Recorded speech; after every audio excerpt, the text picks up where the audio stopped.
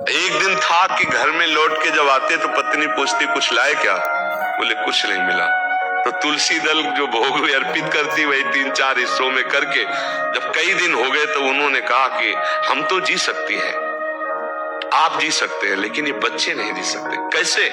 वो श्री कृष्ण श्री कृष्ण श्री कृष्ण श्री कृष्ण कृष्ण कृष्ण करते रहते हो ऐसा। तो एक दिन भगवान ऐसे प्रसाद पा रहे थे, भोगारोग रहे थे, तो ऐसे प्रथम कवर ही ऐसे करके ऐसे हो गए।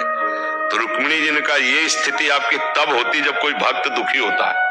कौन भक्त दुखी? तो उनका मेरे एक मित्र है बचपन के, सुदामा जी, कई दिन हो गए आज उनके घर में भोजन नहीं। बोले प्रभु आपका मित्र भोजन नहीं, आप इशारा करो त्रिभुवन की राज्य लक्ष्मी, क्योंकि माँ लक्ष्मी का अवतार है रुक्मिणी जी। बोले इशारा तो तब करे ना जब उसके अंदर इच्छा हो, उसके अंदर इच्छा ही नहीं। तो रुक्मिणी जी ने कहा प्रभु अब हम नहीं सह सकती, आप जाओ और इच्छा जागृत करो। तो उनका उसके हृदय में तो नहीं जागृत कर सकता। सुदामा इतना निष्काम भक्त है, उसके हृदय में इच्छा जागृत नहीं कर सकता, उनकी पत्नी के हृदय में इच्छा जागृत कर सकता। तो भगवान एक भिक्षुक के रूप में गए, कहा भिक्षाम दे। तो अतिथि धर्म का ज्ञान रखने वाली सुदामा जी की पत्नी निकली और उन्होंने कहा कि मैं आपको भिक्षा नहीं दे सकती, क्योंकि मेरे यहाँ एक संतान हुई है जिससे मैं अपवित्र हूँ। एक जनना सोच होता है, एक मरना सोच होता है। तो मेरे यहाँ जनना सोच है, मैं तुम्हें भिक्षा नहीं। तो बोले मैं 10 दिन बाद आ जाऊंगा। बोले फिर भी नहीं दे पाऊंगी। क्यों? क्योंकि जो हमारी अपवित्रता वो दूर होने वाली नहीं। बोले ऐसा क्या?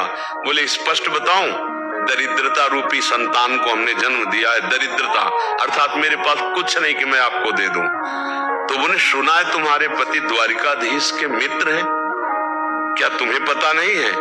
कभी याद दिलाना, अगर एक बार द्वारिका चले गए तो निहाल हो जाएंगे स्वयं भगवान। और भगवान जब उनकी पत्नी आई तो उन्होंने कहा सुना है आपके मित्र श्री कृष्ण द्वारिकाधीश है। बोले हाँ।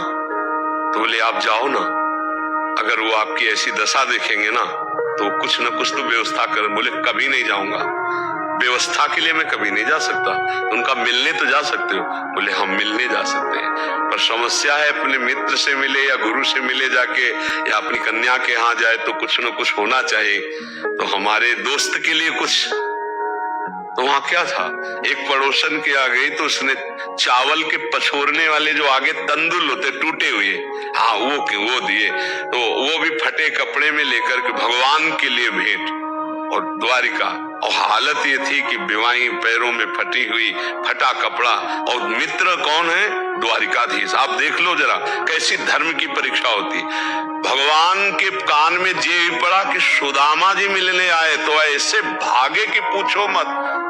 सबके होश उड़ गए कि ब्रह्मा जी और शंकर जी यहाँ आते हैं तो उनको भी इंतजार करना पड़ता है, लेकिन एक शब्द सुना सुदामा जी आए तो बावरे होकर भगवान भाग पड़े और ऐसे जाकर हृदय से लगे और रुक्मिणी जी के पलंग में आकर भगवान ने बैठा ला रुक्मिणी जी को, और आप स्वयं चरण धोए भगवान की। देखो भक्त के चरण, पग चापू और सेज बिछाऊं, नौकर बनू हजाम, हाकू बैल बनो गडवारो, बिना तन ख्वा रथवान, यही तो मेरे मन में ठड़ी भगत मेरे मुकुट में। और भगवान के अश्रु प्रवाहित हो रहे सुदामा जी की दशा देखकर।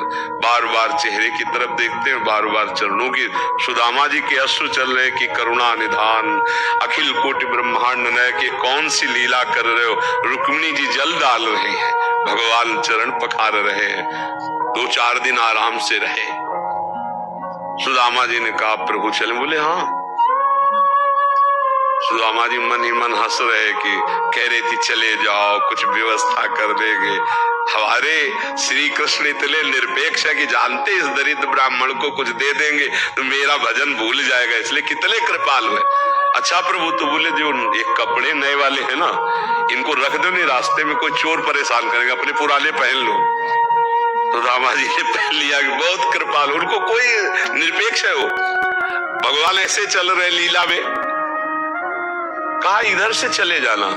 सुदामा जी को लगा था कि 2-4 असरफियां होंगी तो 2-4-10 दिन के लिए अन्न आदि, इधर से चले जाओ, जाके आप इधर से मुड़ जाना तो जल्दी पहुंच जाएंगे। बोले प्रभु आपकी कृपा, बिल्कुल सहज में पहुंच जाएंगे। मतलब कुछ नहीं दिया, कुछ नहीं।